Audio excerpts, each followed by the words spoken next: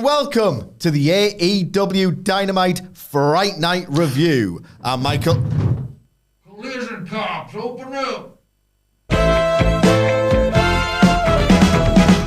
Howdy, and welcome to the AEW Dynamite Fright Night review. I'm Michael, Deputy Dak Sidgwick, and this is Michael, Constable Cash Hamflett, and we're here to discuss everything that went down on last night's show. But before we begin, you have the right to subscribe to WhatCulture Wrestling on Amazon Music, Apple Podcasts, Spotify, and YouTube for daily smart-ass podcasts where we preview and review Dynamite, Collision, Raw, SmackDown, the show formerly known as NXT 2.0, pay-per-views, premium live events. We have wrestling interviews on occasion, roundtable discussions, question and answer time, and we host, not this week, but most weeks, a roundup of the week complete with a bloody good quiz, of course, on Wrestle Culture.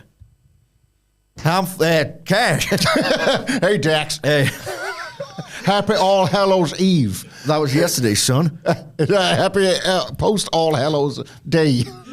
Happy Halloween. Right, okay. We should probably mention something from the old jump. What's that? If you're not on YouTube and you're thinking what is going on? Yeah. Our beautiful producer thought it would be a tremendous idea to make us look like state-abiding hunks, state troopers, and we're basically dressed up as Deputy Dax and Constable Cash. So you might want to Deputy Dax and Constable Cash. So you might want to check out the old YouTube review as well. The collision cops have come to Wednesdays for a goddamn change. There's some things that need changing around here, so it's overdue. Crossing state lines. Oh, time for. Right, Braun breaker. People, I think, really enjoyed this quite big AEW show, so maybe we should... we're not trivializing it. Pick up the act as we go. What did you think of Dynamite, mate? I really liked it. I was in from the off because I like the orange ropes and the graveyard, the spooky graveyard set. And overall, a vast improvement on last week's episode. Like end to end. Even the stuff that I didn't really like on the show was a better version of stuff I didn't like from last week. So just a massive leap forward. I'm getting the feeling we'll learn more as we go bit by bit. I get the feeling I was maybe a little bit lower than you and indeed consensus because I think I had a really good time with it, but then there's certain aspects of the show where I'm still thinking, oh, that can't be salvaged, just get the full gear already. Or, oh, I still don't like the implications of the storyline, despite certain players in it executing their stuff magnificently. Let's just get straight into it, shall we? So the show starts, or at least it feigns to start, with the sort of now customary new Blackpool Combat Club. Or did you see the trademark? No. The trademark application for a potential new name for this stable. No, I didn't. Well, just why? There's a button for that, I understand. I can't see it. I'm wearing aviators inside like a complete asshole. Deputy Dax takes a prescription, actually. No, that ain't it.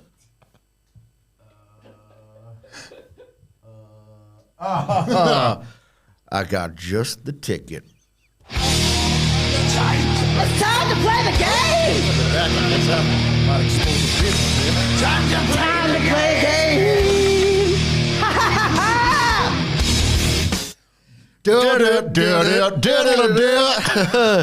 What's the name, potentially, of the new Moxley stable as indicated by the trademark he is applied for? He recently got approved Switchblade Conspiracy without considering that was the nickname of one of his colleagues. So he's been rooting into his past lately. The one that you kind of called a little while ago, Death Jitsu. No. But, I would say you're half right. Death Riders. Oh, we got a button for that.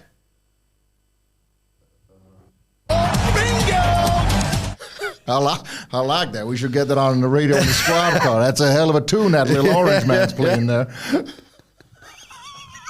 Yeah, Death Riders. That's all right. That's okay. It's not bad. I think it's cool. I think it's actually badass. Yeah. I do. Badass. Where it's Claudio doing the talking.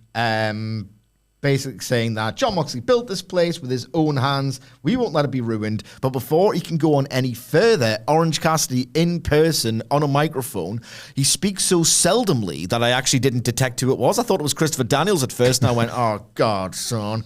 And then it turns out, oh, phew, it's Orange Cassidy. He comes to the ring, and he basically goes, I would say half in, half out with what we were discussing on the preview yesterday. In that, is it time to go full rah-rah? Is it time to go full babyface fire? Half and half. He reiterates that he just doesn't feel like he's that guy. He's not a leader. But, you know, the basic gist, he doesn't say this, but the basic gist is, well, when the times get tough, the tough get going. Billy Ocean. Yeah. Billy Ocean. And or Boyzone. Billy Ocean. A little bit of comic relief. You know what they did a song around that time where they dressed up like a bunch of Mr. Bean looking asses for the hip movie Bean. The general gist is that he stands up for shut up, man. He stands up for AEW in a way that I didn't feel was too ick, cringe, or egregious. I think you can read a lot from his words rather than him outright speaking them. But he says, I'm not a leader. I'm not the kind of guy who comes out here and talks for 10 minutes. But enough's enough. And the general gist is I'm going to challenge Jon Moxley at Full Gear for the AEW World title. He also says, again, like, I don't come out here for 10 minutes. I still don't have a catchphrase, is how he signed off. But like, this place means something to me. And again, generally, I don't like this, but I think it made a little bit more sense here. This place doesn't exist. I don't exist without this place. None of this exists without what AEW originally meant. I'm going to fight for it, and I'm going to fight you at Full Gear. Before I get your thoughts, I just want to quickly give mine. I like the idea of Orange Cassidy all but saying, I'm still in the indies if there's no AEW. Yeah. WWE would not want me. I don't come out here. I'm not a mascot. I try not to be a mascot anyway. I can't do a 10-minute promo that people really want to listen to. I'm very much idiosyncratically, freshly squeezed Orange Cassidy, and you kind of like me regardless. That's nice. I'm not going to be a big, overt pro wrestler, sports entertainer. I'm just going to do what needs to be done. A very in character, this. Yeah. No, we talked yesterday about how Orange Cassidy had to find the proverbial personal issue that draws money. He had to find the beef between himself and Jon Moxley to make all of this sing a little bit more. And we did a video, which I was really pleased with how it came out, based on your idea about going down the entire roster and working out if Jon Moxley would be angry with them based on the storyline. You can still watch that on our YouTube channel. And I think what this... And wherever you get your podcasts from. Indeed. What this crystallized for me was, right now especially, this Moxley story. Dressed as a state We're doing an trooper, analysis mate. as David Jackson, Constable Cash. It lives or dies by the strength of the babyface. 100%. It's Halloween. This is completely down to... and right now this Moxley story is dressed up as a good one. Yeah. It lives and dies by the strength of the babyface, and luckily this was one of AEW's top babyfaces cutting a really strong promo, so this is where it works. Darby Allin later on is where it works versus when it doesn't. Johnny Hungee with nunchucks, it's their night and day, putting over the threat of this stable and the threat of what this stable means and all of that. There is an example on this episode of bad heart and soul of AEW. Still, it's trapped in that. But there are characters that can help it bust out of those shackles, and Orange Cassidy did this. And something else that I thought he made, he seemed to want to make clear a distinction as well. And this is helpful that we're in this costume, because he is it took off his glasses to use his eyes to make a point down the hard camera.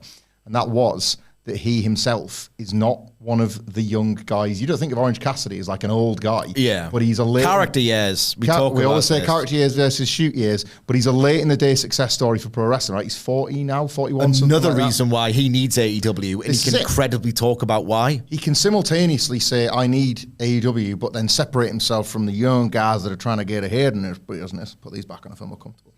And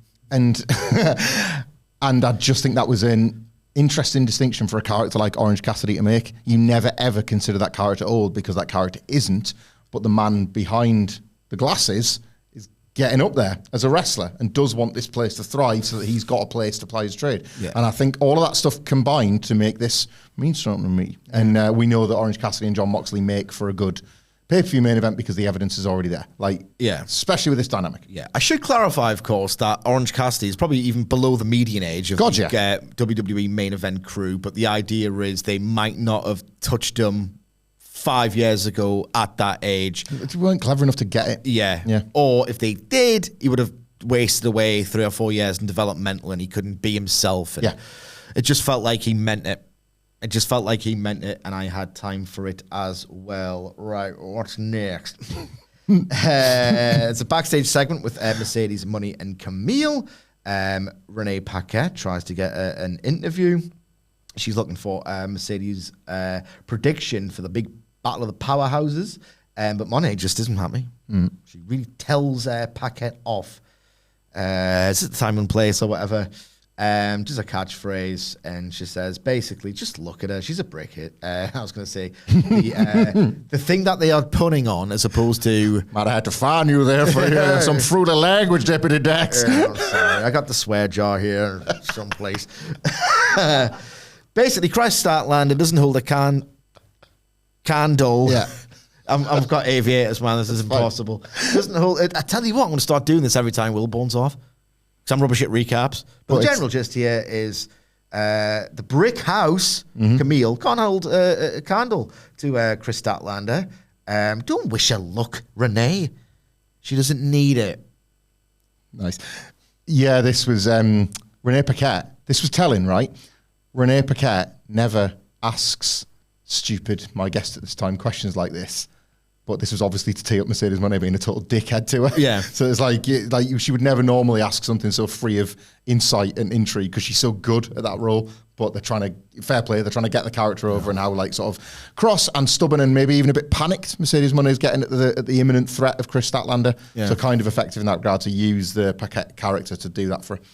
This is fine, I guess, what it was. I mean, no one's going to remember it in a million years. It's just something that TV wrestling has to do. I'm always struck, and I think this is a wider problem with AEW's presentation, if not the creative. I've seen Mercedes Money in real life. Yep. She looks like $1 billion. Yep. A complete superstar. Radiates it, doesn't she? The real Radiates it. She exudes it. She is one of those people who, well, I was going to say who doesn't really exist, but they don't. They're celebrities. It's rarefied air. She looks and just radiates the energy of a superstar, and she turns up in a backstage promo like everybody else on Dynamite, and it doesn't really feel like it. Chemistry's still not right, is it, her and AEW? They're still working on it. I don't think it's... I am willing to say this is still a project. It just shouldn't be. Yeah. They should have been getting, not the finished article through the door, but something they were confident they could run with. They should have. I guess so. Yeah. But it does still feel like a project more than anything else. It is very odd. First match of the evening is Adam Cole versus Buddy Matthews. The general gist of the story being told is that Adam Cole, whether psychologically or actually physically, is struggling with his ankle, which he does a tease of a super kick. There's some really nice stuff here, but I did have problems with it, which we'll probably both get into. Does that super kick feint tease, like, oh, watch out, and then, when he puts his foot back down, it's like, oh, that actually hurts. Yeah. And I don't know if he's in his own head or whatever, but Buddy Matthews says, well, it doesn't make a difference. He can feel the pain whether it exists or not. I'm going to disgustingly grab your ankle and slam it repeatedly on the floor, on the canvas, and stamp on it. It's like Adam Cole's selling's really good. The physical selling or the performance of the selling is good. I don't think you can necessarily describe the selling as good because it's not really effective, because as we learn throughout the match, the more Buddy Matthews kicks his ass, and it's a story of survival, really. Yeah. The more Buddy Matthews kicks his ass, and he just looks like that hulking physique. He's amazing at it. He does it a little bit too well. Buddy Matthews often does his job too well. We discussed this yesterday, right? When it's his turn to do a lot of selling, it feels like the match has fallen apart and he needs to get taken away to the hospital because it looks like it's just gone awry. In fact, no, he's just selling and he does it too well. Here, he kicked ass too well. Maybe we'll get into why the reaction went the way it did. But Adam Cole he's not getting rejected or booed vociferously, but people are behind Buddy. Adam Cole then takes a landing on his feet, and then he's like, he gets tended to by Doc Samson, and he's initially saying or protesting and saying, I can do this, I can do this, I can do this. And he's like, you know what, I can't. Shoulder, arm around the shoulder from Samson to Cole. They walk out or threaten to walk out together. Buddy Matthews grabs a microphone, says, I knew it. The old Adam Cole would come back here and fight. The new Adam Cole is a little bitch. Mm-hmm. Or a little bitchki right here. So Adam Cole's like, nah, absolutely not having that. Gets back in the fight. I will say that his what he does to, is like his moveset, hate that word, as you can tell I was trying to avoid it. It's very kick-based. Mm-hmm. His kicks don't look as hard as Buddy Matthews, and he's selling an ankle injury. So there's a little bit of incongruity here for me. I will say one of the cut-offs he does to initially ward off that attack of Buddy Matthews, he just notices him, he's on the apron. I'm on the apron. DDT. That was Adam Cole to me. Yeah. That was the good, sort of enterprising Adam Cole. He eventually gets back into the match after initially struggling. He hits that Panama Sunrise, hits a second one on the floor, ultimately wins with the last call clean in the middle. We'll get to the post-match. What are your thoughts on the match? You know what? Actually, I'm going to talk about mine first. Okay. Sorry, very quickly. It's all right. I'm not very good as a host. I feel like I'm better doing colour. Would you consider yourself more of a deputy? Yeah, I would actually. Deputy Dax. My read on this match is that it was a noble failure, maybe, in that it was very broad, but why not take that big swing and go broad when you are trying to tell the story of, everyone knows the really intimate, like, horrifying details of the injury and the severity of it. I'm obviously going to believe, like, he's not going to have that bad an injury if he's clear to compete. Yeah. He's just back and figured into plans, but, you suspend your disbelief. That's what it's all about. So I believe in the story. I think Adam Cole's physical execution of the story was at times very good. I don't think he looked that great on offense, but it's his first match back after a horrifying injury. I personally will extend some latitude towards him. The big sort of intra-match promo and all the rest of it, not necessarily my style of wrestling, or certainly not anymore, but I figured that would work even if it didn't really in the building. I don't know, it just felt a bit broad, but I thought the timing would be right. Evidently not. People didn't seem that into his plight. Mm. The Buddy Matthews chance and the lack of megastar reaction for Cole and the idea of, God, that's his first match back. It's like, it's a freebie, isn't it? Yeah. It should be. My take is that there was nothing personal towards Cole. Not that you know these people, but he's meant to be the nicest one. Mm-hmm. If it is personal, piss off. You cannot possibly be that much. Sure, Phil said he was a sweetheart and he was angry at everybody. Sure was, Cash. If it was personal and it's his first match back, come on. Stop being an arsehole. Give him a chance. Yeah. I know his stuff didn't look great, but it's his first match back. My read on it, and I might be wrong, is that the fans in the building cannot possibly care about this version of babyface Adam Cole, no matter what he's actually endured in his real life, because he was a heel when he was written off TV. Mm. Was the devil himself, the devil incarnate. Yeah. And now, because of the way wrestling works and how the alignments have changed, MJF has to be the heel, so Cole has to be the babyface. MJF didn't get over, he's a heel. Adam Cole goes away, he's the babyface. It's not remotely linked to the fiction. I just think these fans in this building were like, we can't possibly care about this, and Buddy kicks ass. Yeah. This echoed for me the Adam Cole MJF stuff. I'm broadly in support of it, and I back it, but it is too fraught with problems to work. Like, that's the MJF Cole thing, and that's now evidently the Adam Cole match problem as well. Yeah. The exact same problems. You had Adam Cole here simultaneously trying to, like, I'm not sure about the agent of this, nor like Cole's performance of it, and we'll get to his promo later on in the very same vein.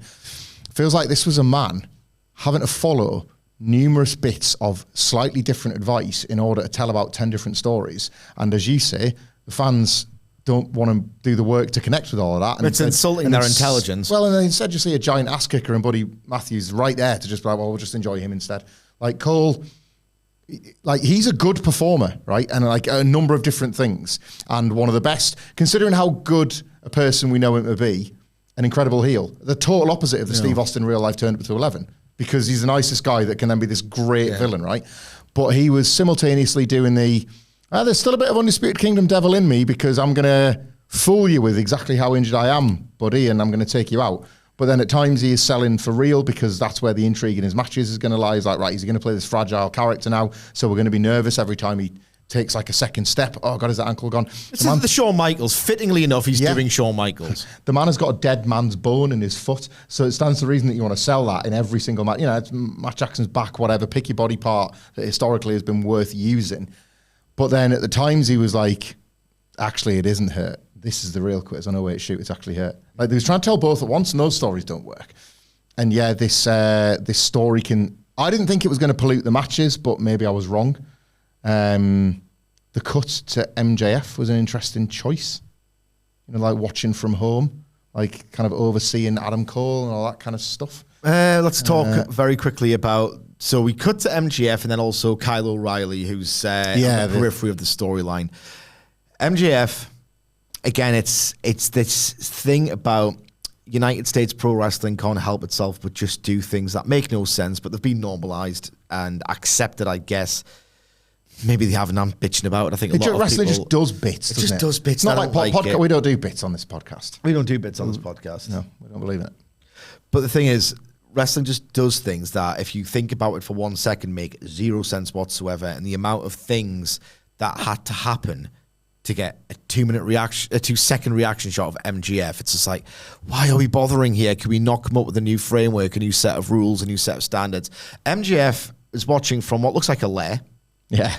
Which, to be fair, is the same as where he was having his like massage. He's now just this like supervillain that lives in a lair rather than a normal human house. It's just, I want him to be that 1986 Ric Flair. Just the absolute cock of the walk. We got more of it last week. More massages, less lairs. Okay. I want him to be this young heartthrob, despicably great sex haver. Flair, not lair. Flair, not lair. I want him to be this, like last week he was on great form, this great sex-having, just like the most insufferable, the man who's got it all, right? You don't need more things that only fictional characters have, like lairs. Yeah. You've already got it all, you know what I mean? Yeah.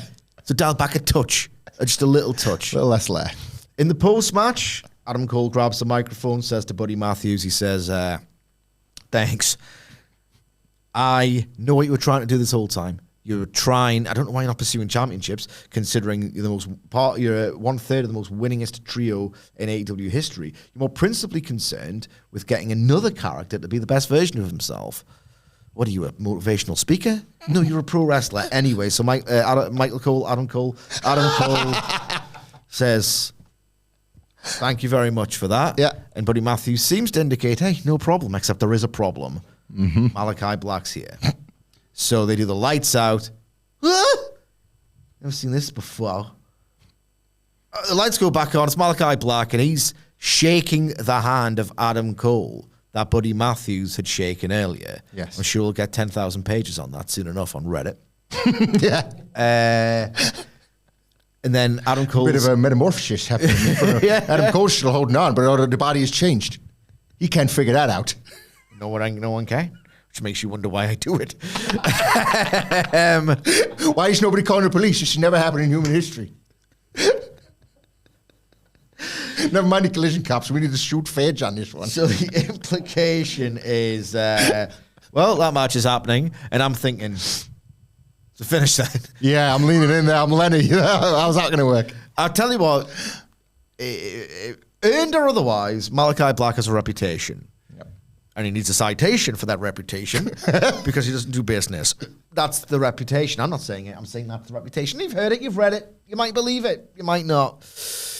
I'm just going to go to disqualification. It might do. I mean, it'd be funny as hell. If you're Malachi Black Your reputation is you're just a complete nuisance who just is so difficult to work with, right? If your reputation's Malachi, it's interesting, basically, because next week I'm going to be bated breath watching this match, irrespective of they're not going to begin to approach the takeover match. They're just not. No. Which is sad, but maybe they can be worthwhile in some way. I'll be watching nonetheless with bated breath, right? Just to see every near fall. It's like he doesn't really take pins in singles matches, this dude. Coincidentally or otherwise. So there's an inherent drama, not through the fiction of the story, but through his reputation, whether it's earned or not. I was going to say one thing as well, but I've completely forgotten. You talk, I'll try and remember. I mean, MJF could screw him, or there's obviously still the discussion that Roddy Strong gets the match instead. So, I mean, he could win. He could beat Adam Cole, because you've got to win your 3 matches to get MJF. And it's like, well, you've lost one. Now it's up steps Roddy Strong. And Malachi Black's like, I guess I was the chosen winner for this. If you're Malachi Black, and again, maybe this is all bubble stuff and it doesn't matter your perception among fans online, okay? Who knows? I don't think anyone can really quantify it, really. Yeah. How much it matters. And maybe that'd be worth a deep dive. Well, we're a couple of serious analysts. We could look into that another time. I'm sure we could. If you're Malachi Black, and again, who knows if this matters or if he cares, and you've got this reputation, and it's like it almost defines him at this point. He's not so much Malachi Black, really talented, if probably past his peak professional wrestler who can still do awesome trios matches. He is that, but he's also Malachi Black, who seems like he's incredibly difficult to work with, is weirdly just there half the time. And again, I'm not saying this is deserved or even my thoughts, but that is the rep he's got. If you're him, would you not just do one job on TV in a singles match to someone who's like getting the big push? Like, I don't know, Swerve Strickland, perfect example. Swerve Strickland is winning the world title in April, right? If you're Malachi Black, your reputation, it's not in bits, but it's not great because you are perceived to be someone who just doesn't do business. Yeah. Would you not go, you know what, I'm sick of this. It's completely inaccurate. I'm going to lose to someone in a really hard fought 50, and yes, he's had the injuries. But then again, he says he's completely fine, so I don't know. Like, I'm sick of this. Surely, if I just lose to the guy who's undeniably the next top star, no one will think of any less of me, and I'm sick of these little whiny smarks on the dirt sheet saying all these things. I'm just going to do the job, clarify it, and then say, suck on this dick, numbnuts. I've just done a job. Now what are you going to say about that? But you never did it. Just imagine it like one of those cryptic House of Black promos, like, lights on. Like, we are ready to forge a new path through the dark path now. Shook on his dick, numbnuts. Lights off. That's his catchphrase. What could House of Black possibly mean, Tony? I love that. There's a new bit. Is the evil that men do, is it ingrained on our souls? Maybe it's engraved in our organs. Maybe it's a part of us all, and the sooner we all embrace it, the better. But you will. You will after we get through with you. I'm shucking your dick, I'm not.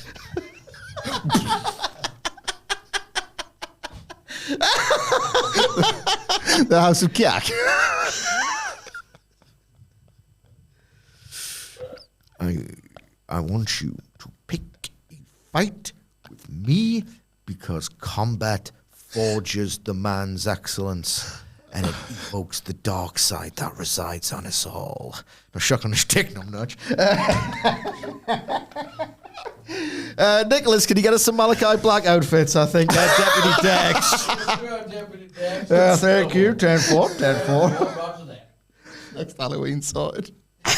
They'll still be in the exact same spot. It's okay, I'll come back in the middle there. There he is. So let's just be get my notes here. We don't do bits. I've just done Cash Meltzer and Malachi. We don't do and bits. Dax as well. Of course. That was bitception, that. Right, okay. So I need to get through my notes. Wait there. I'm useless at making them as well. Oh, dear. Adam Wilborn is a great host. Adam Wilborn is Business a of great business. host. Right, we catch up with Private Party and Christopher Daniels, and that is the roving reporter. Miss Piquette. I almost did 3 R's in a row. We know Nice. alliteration Good catch. is the work of art. It's a colleague of ours, I believe, Lieutenant Daniels. patrolling the halls. Patrolling the halls, doing the business. He's backstage at Private Part, and he says, "Look, they've tried to build this. I like this idea. Yeah, me they too. built it on social media, where if you recall, to the back, 3 years ago, in a really great bloody. It's Christopher Daniels, all right. Dramatic heartbreak match. It's part of that wonderful title reign. The Young Bucks retired SCU. I didn't want to have to do it, but you got blood on my Nikes. Yeah, it's like, oh, what are you doing? Put on my sneakers. I'll kick your ass. So Christopher Daniels. On my kicks. Christopher Daniels reminds Private Party, look, it happened before. Yep. There's a precedent for this sort of thing. The character's telling the character, just watch your back out there. The Young Bucks cheat, and of course that informed the story. And The last thing you want to do is end up in TNA. yeah, absolutely. That's kind of the implication, wasn't it? That was it's either look, guys, you end up in TNA on me. This could go horribly wrong for you. That was what he was telling them. We're being dicks about everything, apparently. I'm sorry. It's Halloween. Let us have some fun. But the idea is they want to remind the audience of the precedent set by what happened to SCU to fuel the drama of the upcoming tag team title match, which, of course, if Private Party lost, they were to split up forever. Yeah, like this. It was a decent use of Daniels. I thought we did. All right, you're talking. A decent use of Daniels for once. And I mean, it'd be undone by the end of this very telecast. But I was like, oh, it's good that Daniels can still serve a purpose. Cut to 25 minutes later. Jesus Christ. If I miss something, it's because I'm wearing aviators inside like an asshole. Adam Cole's backstage with the Kingdom. He says he's been thrown right into the fire with Matthews. Now, Malachi Black apparently is next on my list. He says that he's got something to say about MGF. Yeah. He says, you are fake for thinking me and you could ever be friends. The idea of us working together would never work. I know what you've done to Wardlow, Sammy Guevara, and Daniel Garcia, which happened after I became the devil. So why did I use that as my motivation to be the devil and teach you a lesson when I could have just invoked the name of Cody Rhodes? But apparently we're just like WWE and we can't do anything like that anymore. Yeah. Then again, Meltzer would probably, I love Dave Meltzer. He probably would have went on a 15-minute tirade about how you can't do that because it feels small time. Maybe Tony Khan doesn't know what to do for doing wrong. Yeah. You know? The Undisputed did to MJF. They did it because we care about AEW. AEW is what brings us all together, us and all the great wrestling fans across the world now. You hear? I love two things, AEW and this flag right here. Would you like more, the flag or the business? Oh my God, don't make me choose. You know why this flag is like the business? Because just like AEW, it's got 50 fucking stars. None more profile than the rest. Which is a big problem. But Deputy Dex and Constable Cash will get to it. In due course. Just got 20 You know why I can have that opinion, Deputy Dex? Because this right here is a free country. Sure is. I just think, if we just do 4 more 20-minute main events on Collision, we'll turn the ship around. Because the thing is, when you try to turn the ship around, it's like one of my matches. It takes too long. It's a frigate. Here's the thing. And this was a stinker for the ages, Sidge. You cannot square the circle of the storyline. It's like, dig up, stupid. The more they keep trying to retroactively make sense of the storyline, which they cannot do, the more I hold the characters in contempt and go, all right, okay, well, the storyline doesn't make much sense and the character motivations are completely inscrutable at this point, and we are reaping what we sow by the reaction I received and my miraculous comeback from a devastating injury as the nicest bloke in the world. The other guy got cheered more than me and he's hardly pushed. Guess what I can do now? I'll stand up for AEW. What? My company, 'tis of thee. I just don't know what they were thinking. Don't back down, double down. Dig up. This was just, this was a mess. Yeah, narratively, you cannot, do the double speak and keep getting away with it. Nobody bought it even when you got the return. They reaped what they sowed. Yeah, and what's worse is that of all the characters right now that doesn't need to mention, it's a huge problem with the Moxley thing is that some characters don't exist within the world of people he's pissed off with. But right now, Adam Cole shouldn't. He just shouldn't, because there's enough problems with his ongoing story with MJF. The last thing you then want to do is what's the, sorry, we got the memo. Heart and soul of AEW. Yeah, I've got to wedge that in as well. Tweet something like... yeah, exactly right, yeah. You're the heart and soul of AEW. You were foo-heading with a man that returned with a tattoo of the company's initials on his leg. You're not going to win that battle, Adam Cole. I love you, but you're not going to win that battle. And furthermore, if this is still to set up the bit that we keep talking about, the tattoo's a fakie, or he's just going to get it removed for the bit to show that he was just basically pandering for support, fantastic. If that's I will eat crow. I will eat crow on this. It wasn't a fakie, I don't think. So, but it would look more perfect if it was a fakie. But I'm simply asking, what is the need to even drag Adam Cole into this bit of this? Just right now, just focus on this already unfocused mess without having him as the next Orange Cassidy or the next Darby Allin or whatever. He doesn't need to be part of it, because while he's fighting MJF and fighting for the soul of AEW, he's also leading a group in the Undisputed Kingdom that might turn on him. He's got Kyle O'Reilly of the conglomeration that might be thinking about switching stables, and thus there might be an impending feuд with the conglomeration. He's kind of been roped into a story with the House of Black. He's got enough on. Yeah. Without being the next victim of the Death Riders. Yeah. I was such a weird and bad choice, this. And again, Adam Cole is trying to deliver this, I feel so sorry for him. He feels snake bit. It was to credit Adam Cole, because it just felt like we're going for him. We're absolutely not. This wasn't a stumbly bumbly, was it? It's great. He delivers the material he believes in it, but it makes no sense. So, nightmare scene, really. Yeah, a bit of a nightmarish situation. I don't know if I've said this before, I'll say it again.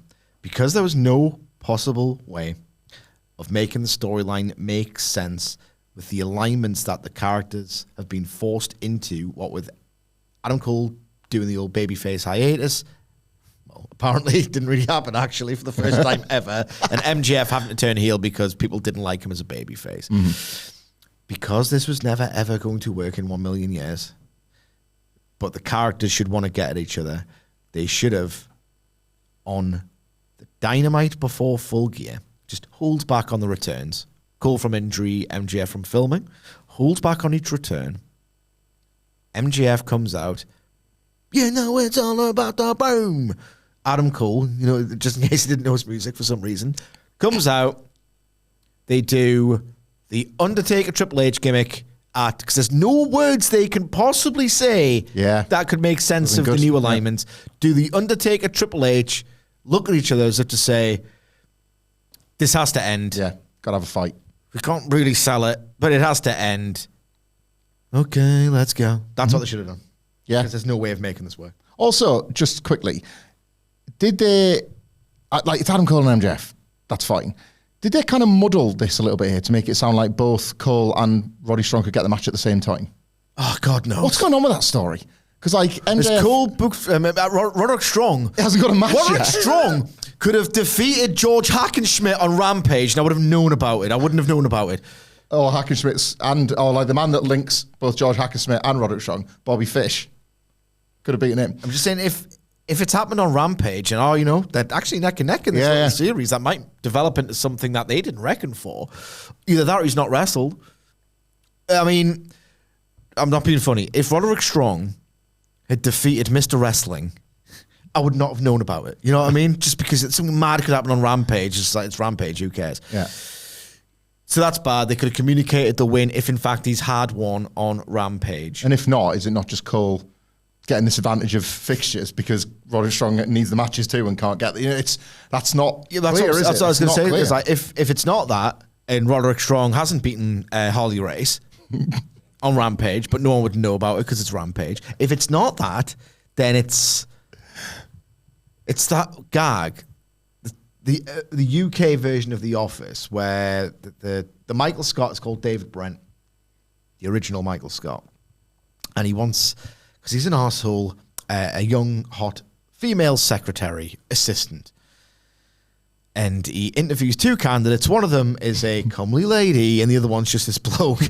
And he's like, I need a picture, I need a Polaroid for just my records. So he's like, he's up in the, he's like, just, oh yeah, you look great. He's taking a picture of the woman. He's like, oh yeah, oh, that's lovely, that. Got a nice shot. Then without even looking, bang, just takes a picture of the bloke because he just wanted some Polaroids of a woman. Yeah, DDT. That's Roderick Strong's arc in this. It's like, oh, we'll get to it. It's obviously Adam Cole's going to... Why are you telling the story then? It's obviously Adam Cole's going to win a dickhead. Yeah. That's what they're telling me. It's brainwormed. MJF and Adam Cole have got a job on because this match should rule. They we were at Wembley and they kind of that's made the magic. It was magic at Wembley. The story has made it so much more difficult than it needs to be for them on the night. Yeah, could this be a double rejection or an MJF gets a baby face? I mean, they could. That's how far away from hot we are. Yeah, MJF could get the baby face response just as the fans in acting protest or something, which doesn't really happen at AEW. I wouldn't even say the Buddy Matthews thing was a protest, but it was odd. Didn't feel quite right, did it? That Cole was. They just decided to turn on Cole. What? They just. Sorry, I can't see these aviators. It's really hard to do our job. There's a cover in my ears. It just feels off that of all the wrestlers to get the silent treatment or the rejection. Adam Cole, one of the safest bets for a pop in the house, wasn't getting it. Something's wrong. Yeah. Holy mother of God. It's Mark Davis. Yeah. Who comes out after Fletcher and Callis come out to cut a promo. A returning Mark Davis coming out from the babyface tunnel. Fletcher's like, you what, mate? Because he wasn't expecting it, That's really. a surprise, yes. And Davis basically says, what you doing? You've turned your backs on the United Empire. We used to, it goes, oh, Callis is my family. You know, it's like... So you know that wrestling has a turn of phrase where it's like more like, you had this, but you're. Isn't it the wrong way around? Like, oh yeah, well, you say that's his family, but you once had an empire, a united empire, which is the name of our stable. It just made no sense to me, the way it was delivered. Yeah, you're right, that is not as good, I'll leave you to it. Yeah, but the general gist is that Mark Davis comes out to interrupt the Carl Fletcher promo, expressing what you're doing, like how far you have fallen as a man if you're just going to go with him despite everything we've been through together, and then teasing Mark Davis going, well, he might have a point. He skulks off. Well, Fletcher's facials were good here. He seemed like actually conflicted, not like the old, oh my God, look at these hands that wrestlers usually do. But the general gist is that also Carl Fletcher says, one of these days you're going to have a hard decision to make. Mm-hmm. I think this is decent. Is this a sign that he could be coming back? I don't think they would have brought him back for no reason, because otherwise he's going to get a lot of fans of Aussie Open going, ooh, looks like he could come back soon. Well, the benefit, I guess, if you can call it that, of potentially being injured, and it does seem early for him coming back based on the prognosis we'd heard, is that if he's not ready to return, then they do the beatdown, heavy heat angle on Mark Davis while he's still out anyway, and you get that heat on Kyle Fletcher out of it.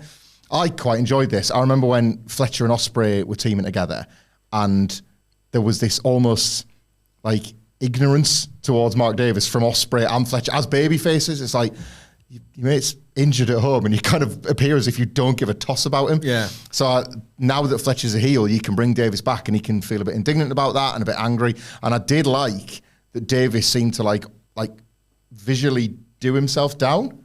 So the obvious contrast. I thought this was blocked. Yeah. Very well. Fletcher. The cinematography, ironically enough, for AEW. A 10-foot tall, well-dressed man that, in that moment could feel justified in his decisions versus Kyle Fletcher on the shelf, kind of just not looking bedraggled exactly, but not looking TV ready compared to. Remember what they looked like as a tag team? Davis was an absolute unit. Yeah, the bigger man. And this wasn't how this was played. I thought was it? That's a really good point. I just thought that's a really good point. And Fletcher can do points, not bits. That's right. You're kind of disheveled and on the shelf, but with the Don Callis family, you could have it all. I thought that nicely laid that out, regardless if Davis is ready to come back to work or not. Because if he's not, like I say, the heavy heat beat down for Fletcher's an easy one, isn't it? Yeah. So. Good bit of blocking, good bit of costuming. Yep. So that was really good. I will say, just in general, nice to see Mark Davis looking like, he can get up and about a bit. Because I'm not, trust me, I'm not doing that bit of, God, these AEW Spark Monkeys. Sorry, that would be Deputy Dax. As Michael Sidgwick. I'm not doing the whole, these AEW Spark Monkeys. God, what a dangerous style that they do. I'm not doing that, but my God, some of these recent AEW injuries, honestly, from innocuous things, I'm not saying it's a reckless thing. Like, compare how people get injured in AEW to who didn't get injured during the all-out main event this year, you know? Yeah. They're horrifying. Like, Britt Baker, what she went through, seemed horrifying. Yep. Jamie Hayter was bedridden for about a year, she said, because her back was so bad. Like Cole's head injury away from the ankle, yeah. Cole's head injury, he couldn't, like, these memory lapses and all the rest of it, like he's got a dead guy's bone in his ankle. Like, Jesus Christ, I was just like, you get worried about, like, Mark Davis and the like. The Fletcher stuff's been really good, you know. Follow-up, consistency, build, development. I honestly kind of faultless with Carl Fletcher. They don't often show this level of consistency with a new idea.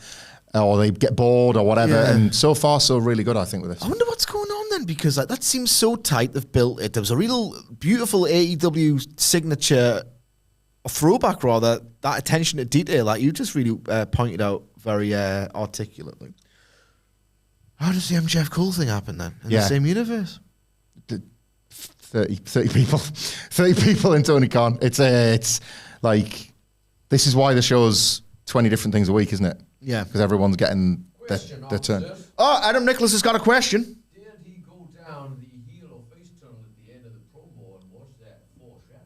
Oh. I believe he left through the babyface exit. I believe. I think he just went off screen. He went off screen. So maybe it's to convey a sense of ambiguity. So he arrived as a good man, but did he leave as one? I guess we'll never know. Unless somebody was filming on their telephone. And in which case we can see for ourselves. Yes, we can. Maybe as good officers of the law, we could do the detective work. Smartphones, exposing the business. Giving away the results of a taped broadcast on the World Wide Web is not respecting the business. When that collision gets taped, I wish I could tape your goddamn tramp up, boy. If it was up to me, there'd be a knot in the slammer for anyone that releases it on one of them Twit A machines. Not in the slam. The Slam Jam. Bret Hart was on that one of those days. I bought his pink guitar and I hung it up in my bar. Would you like to borrow it one time, Deputy Dax? Yep. We'll shred together. It goes through the Bret Hart squawk all over again. I just want to learn that. I want to learn, chords, notes and songs, not just a squall.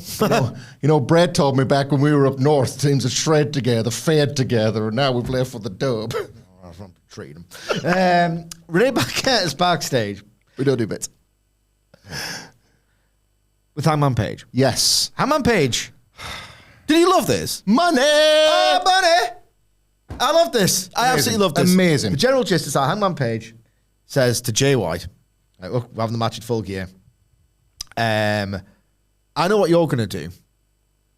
I've got a bum leg, and you're going to go after it with this arsenal of moves that you have that are really good to go after my leg. You don't know what I'm going to do. I'm going to hit you with a chair. I'm going to choke you to death. Am I going to burn down your house, Jay? Huh? And now I'm thinking, what's he going to do? Yeah. I'm thinking this is like, all right, cool.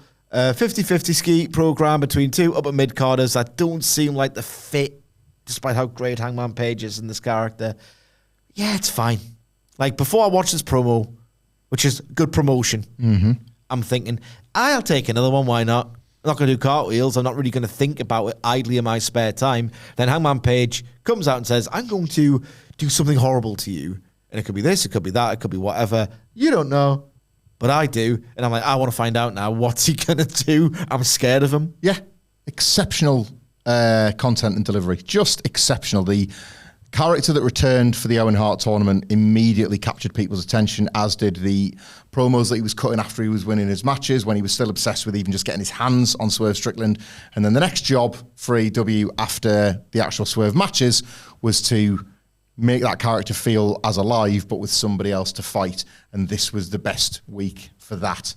Like, he's had other stuff, but this is the first time since he's, you said definitively beaten Swerve. Obviously what we mean is, for now, that's never over, that is it? But this is the first time since beating Swerve that character has felt as locked in against somebody else.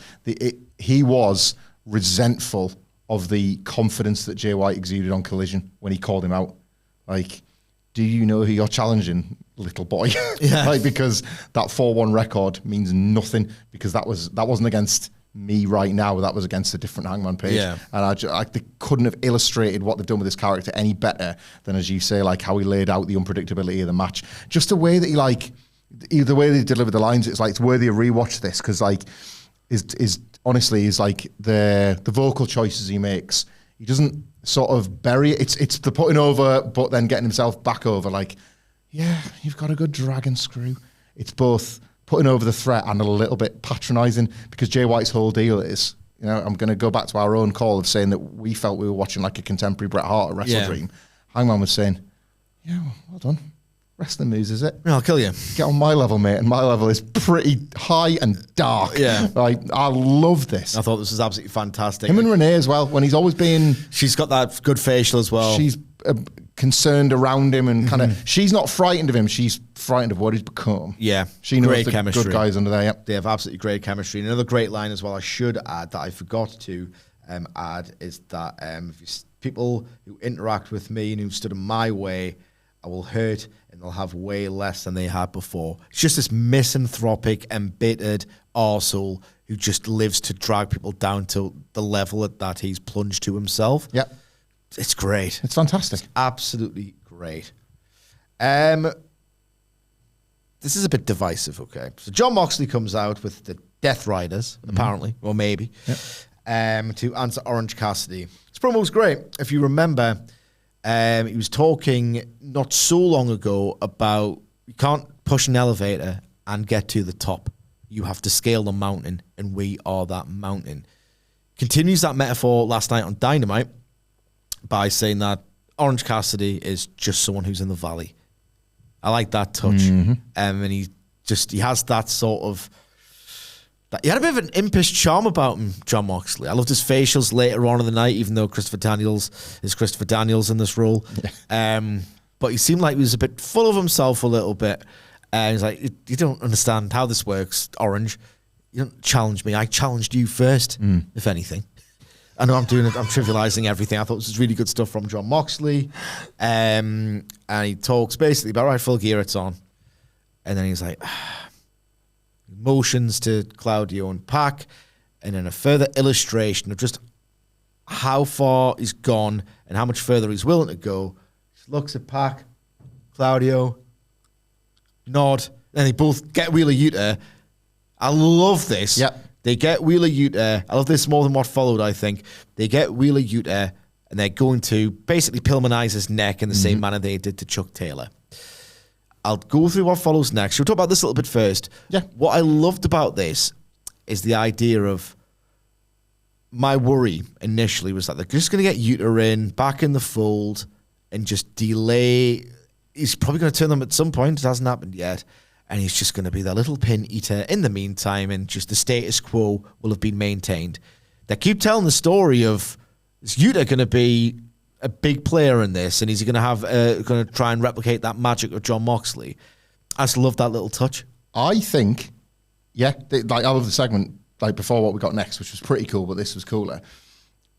I don't think you'll love this comparison immediately, but I want you to stick with me on it. This is the AEW, and they would never go anywhere near as melodramatic. They'll go with violence rather than melodrama. This is AEW, Roman Reigns and Jey Uso. Like, main event Wheeler Yuta. The idea is this guy is going to like better the devil he knows than the devil he doesn't with Jon Moxley and Roman Reigns. He's going to get to go Ute. Now that's me being a dick because I can't resist the wordplay. But like the idea is a main eventer will rise up. We increasingly can't resist too much. Sorry. A main eventer will like rise up. Should we get back on track? Let us know. From within this. I think I'm too far gone. Too far down the old dusty trail. What kind of lawman would I be if I wasn't? Like, we saw that, like, fans were genuinely rooting for Jey Uso to be brave enough, and then something would happen, like winning a belt or featuring or something that would justify the decisions he was making for Roman. Wheeler Yuta is doing that pretty much weekly with Jon Moxley. The sit down with Nigel McGuinness was not a man overly confident in what he was saying, but just with a steadfast, eyes forward, tunnel vision belief in it. You don't get it, Nigel. Show your face. Like, do you? You're not thinking about the whole pie, Nigel. Do you wheel it? Yeah, totally. I'm 100% in, if anything. Like, he's scared. He's scared for his life, but it's like, well, I'm in now. So I kind of have to do it. And it's honestly, I think the parallels are there. And that was a massive success story over there. So why would it not be this time around? Finally, it's like the hundreds of gazillions of dollars, if you think about it, into the Wheel Eater project might have a success. Yeah. It might work. Indeed it will. So what happens is, because you just wanted to put that little beat over, what happens is that a few seconds after the tension is built, for once, when Wheeler Utah's neck looks like it's in significant trouble, Orange Cassidy can't stand no more, comes out, rugby tackles Moxley. This summons a scene where the front line, the AEW front line come out, and then did this look really bad, or was it just me? It was both. It was good and then bad. Good and bad. A great idea, execution, not so much. Darby Allin rappels from the ceiling. Yep. I want to critique this and not outright bury it because it's a great idea. It's only the first time Darby's done it. They've done it once before with Sting and it looked really good. So maybe it's just like a one-off. Camera cut to Darby Allin invoking the awesome spirit of his mentor, rappelling from the ceiling. Surely he should be like the last person to just clear the ring. It's like, God, Darby's back. Not only does he, so he comes down and he goes after Claudio. I mean, and he can't really unhook himself. And he got stuck a bit before the end. He got stuck a bit before the end. So people SpongeBobbing while the show was still on the air. It looked less like, you know that time when they did the fake out rappel and the fake Sting? Yeah. It's like, I laugh, the NWO. It looked more like that than the real Sting. A touch. And he's just like, so he kind of stops him midair. And then he's like, all right, lower him down now. And then he can't really get it off. And then he has to have this pretty awkward brawl with Claudio. And he makes a good fist of it because it's Darby. And he starts biting him. And it's just didn't look like he was clearing house and the big Avenger was here. No. Not just because the stunt didn't go immaculately well, for one. Two, the direction of this is quite poor because it should have been this big moment. Darby's come back to save the day and he's Sting and this is awesome. Yeah. And like other people follow him in the ring. It's like, you can't do anything right. Yeah, was it Garcia? Well, of course it was Garcia in Private Party because it was supposed to lead immediately into the books. So Garcia in Private Party. Yeah, this wasn't Darby's week, was it? When you think I just about don't know it. what the hell they were thinking They here. did table. I do not know what the hell they were thinking. Fell through the table on It was fine. He got a... he fell through the table on his bum. Yeah, he fell through the table on his bum.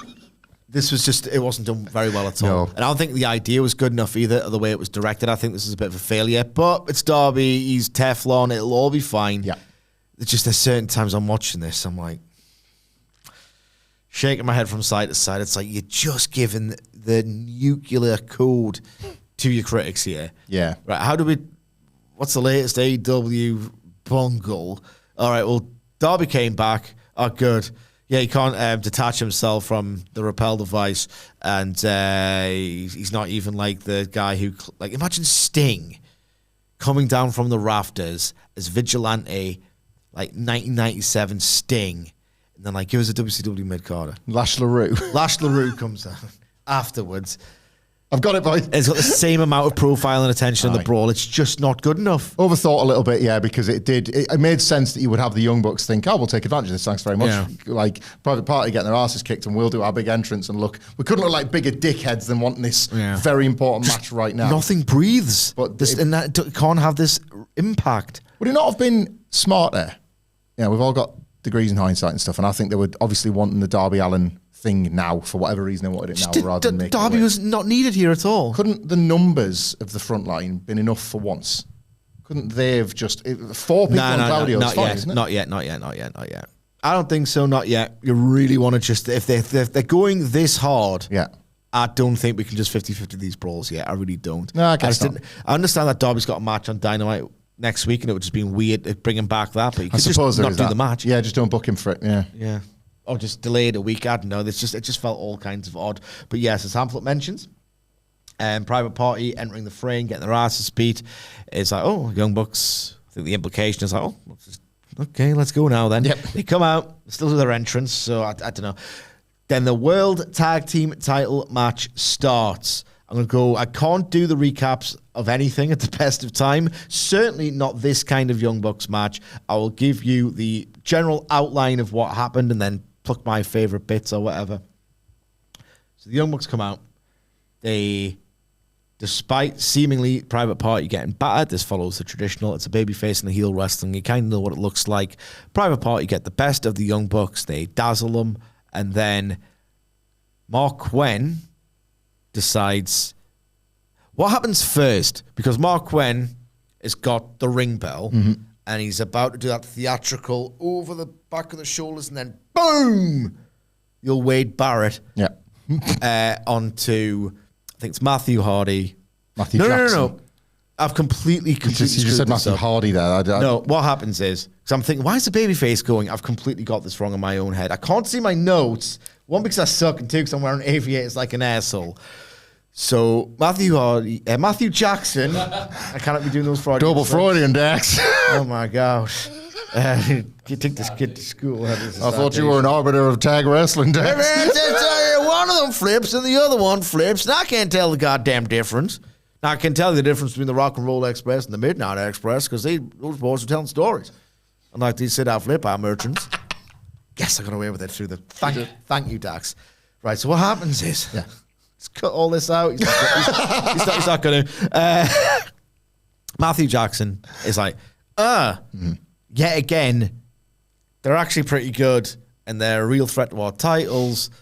They've overwhelmed us with their, supposedly younger, faster, more sprightly offense that we do. Nuts to this. I'm going to get the ring bell and just splatter the face of Isaiah Cassidy.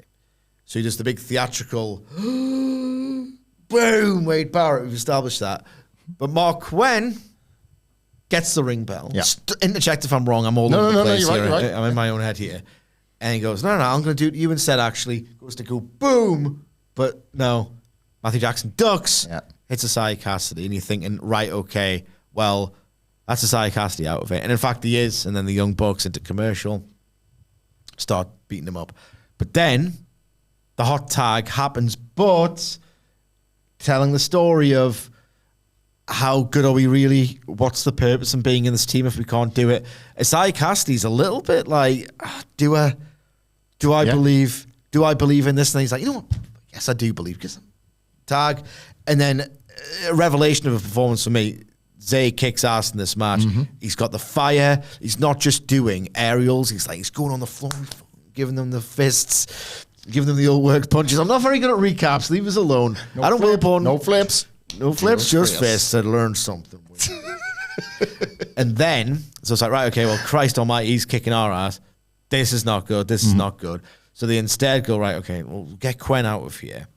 So they drag Quen, after kicking his ass, all the way up the ramp. And then Kazuchika Okada comes out with a big, massive grin on his face. And he just gives him the old tombstone pile driver. On a grave site. On a grave site. On a grave site. I mean, I'll tell you who would that's respect that business. I mean, that's just classic AEW for you. it. The old attention to detail. Maybe I need to get little Kazu around for a game of bones. But yeah, does a K stand for Kazu all along? I don't know. Bone Street Kazuchika. I don't know who we are no more. And then Okada just goes, that nice little mischievous grin. This leads to... Hey, Savio, check the old cardio of that Okada. See what he's got in his engine. See what he's got. This leads to... Fans are so quiet over there. You never know how over they are. Shut up, man. Because I thought they were going absolutely mental in this match, It mate. was class. This match is class. So what happens is that Quen looks... It's that double Young Bucks twist where you think, all right, okay, well, like, Cass got blood all over his face. Zay. Yeah. Who the hell's Cass? I'm completely all over the place. But it's Quen who they have to take out later. It's like, oh, well, he's even more alone. He's even more alone. And then putting some blood into my cock. They start doing Kenny Omega moves. Yep. The Young Bucks start invoking Kenny Omega. You know, I like DiCaprio. I'm standing to attention. I bet you are. I bet I goddamn am. Because it's like they do the boom, going, it's like, V-trigger. So Kenny Omega does. And then, so Nicholas does the V-trigger.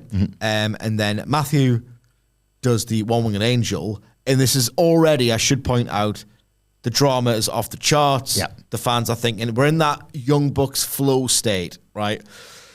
That Young Bucks flow state where it's like everything could be the finish here.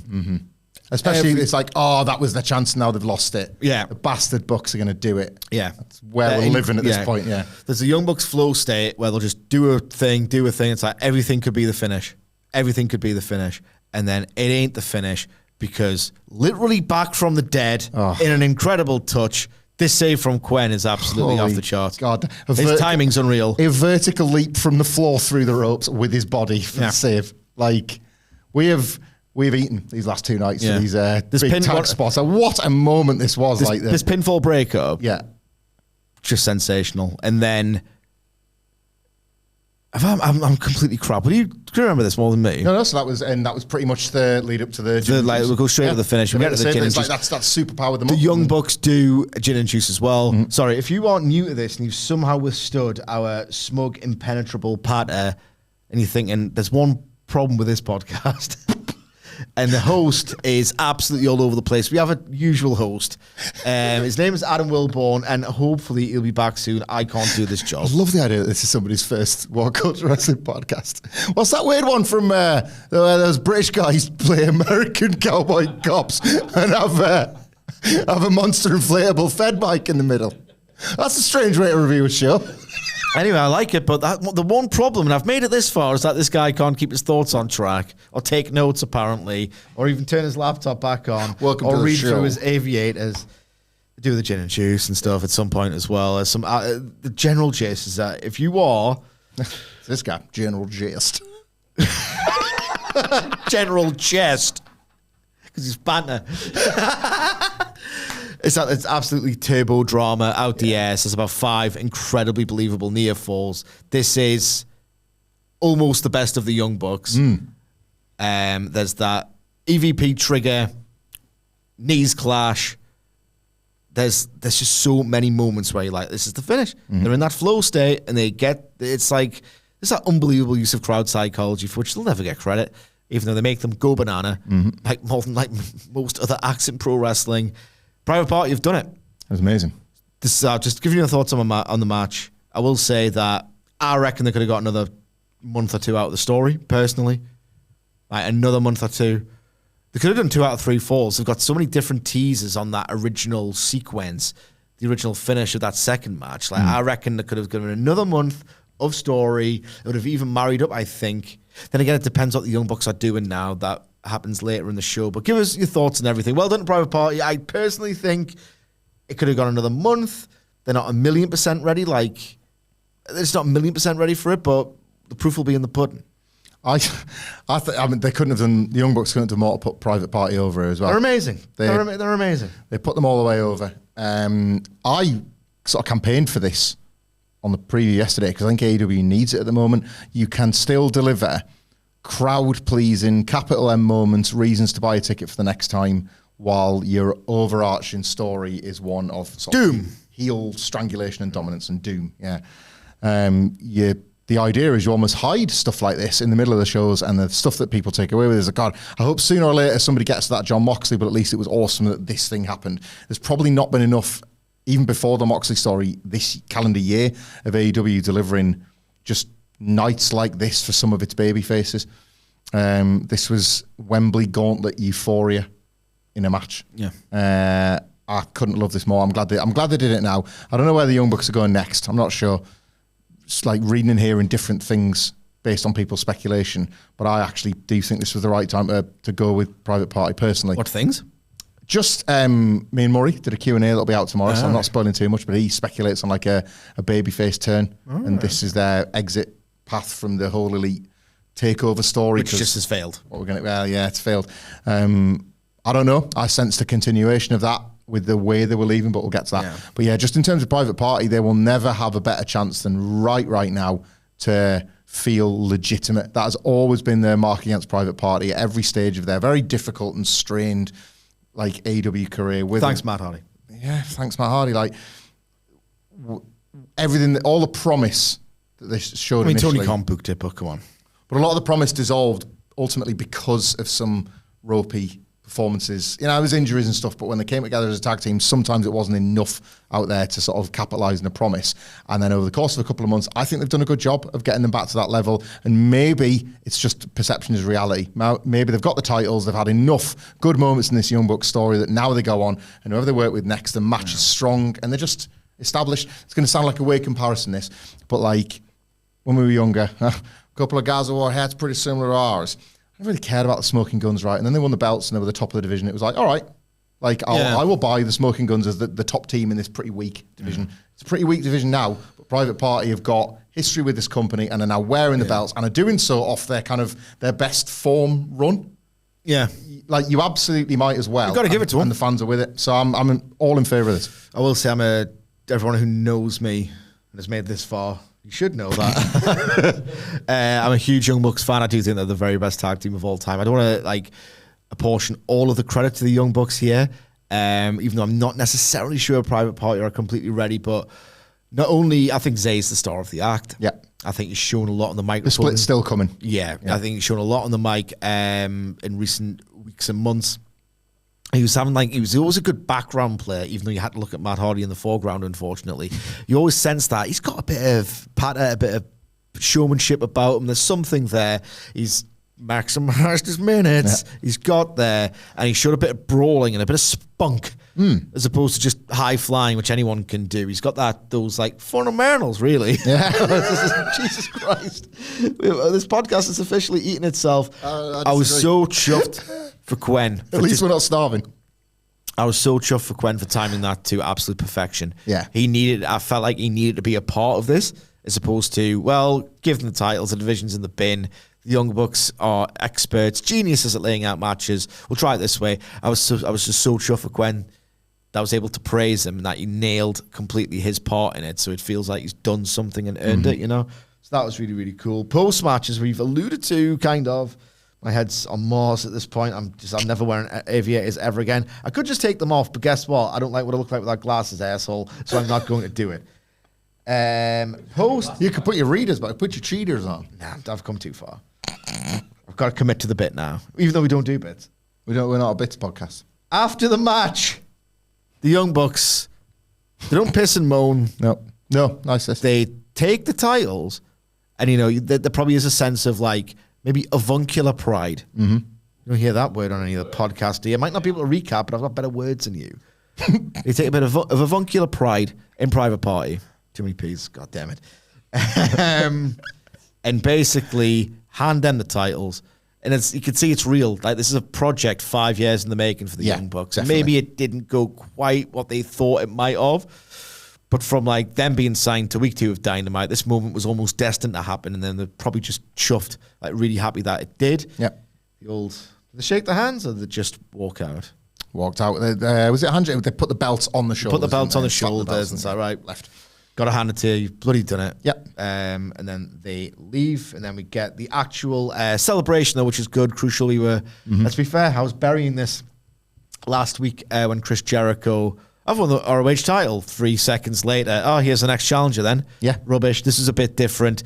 It mirrored as well, they were in the crowd. This is what happened on the second episode of Dynamite. So there was you'll probably see side-by-sides all over Twitter by now. It's announced that Jon Moxley and Orange Cassidy is official. I don't know who challenged who, but I'm happy with that match. Yeah. I'm happy with that match. Right one. Renee Paquette. They do this often in AEW where they'll have Renee Paquette interview 2 upcoming rivals and say, no physicality, it's been promised.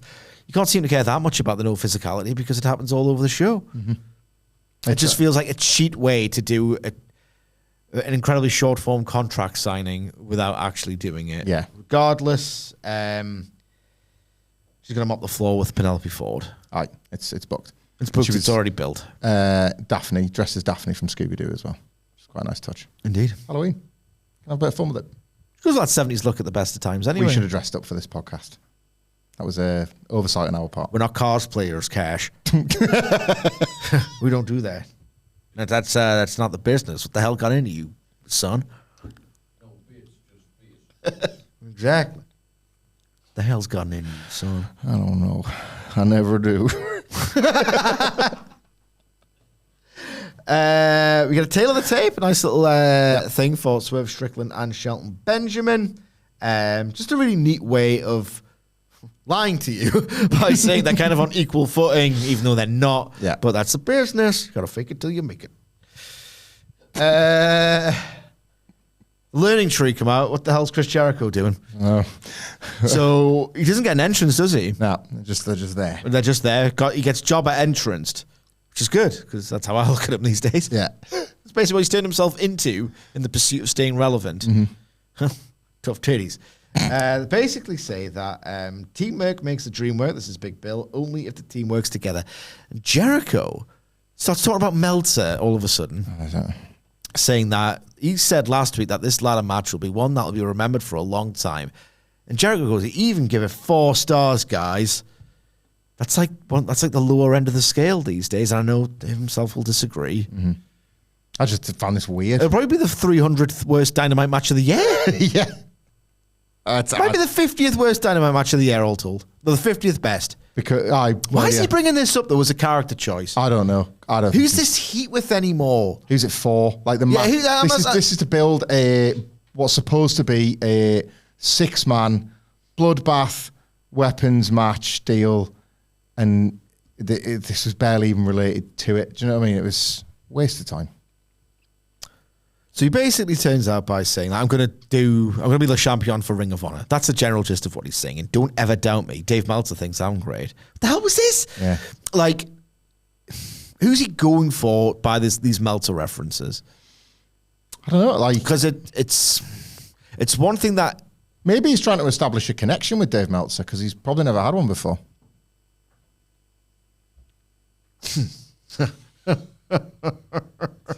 You old dog. You ribbing me? Like, if he's playing this disingenuous guy who you're meant to hate, maybe him riffing on Meltzer is doing that whole, like, MJF and Punk have done it with Cornette on occasion. Mm-hmm. I don't know. This is absolutely baffling to me. It was weird. Really, really weird. We get a video package and a really fun one for this really well-built Anna J. Mariah May match that is upcoming on Collision. Sounds like my kind of show, that, Dax. I think there's a ticket still available. If you and your extended family and your friends and everyone you knew in high school would like to come. The Collision cops are giving out tickets, but they ain't by the roadside. They're right outside the building. And you know what they say? So you got your friends, your family. Hey, why don't I have a little high school reunion? Get them a ticket. And you know what one of my favorite phrases is? You know who a stranger is? It's just a friend you haven't met yet. Get everyone a ticket. We'll pack this place afterwards. That's interesting to me, Dax, because I got 104 friends.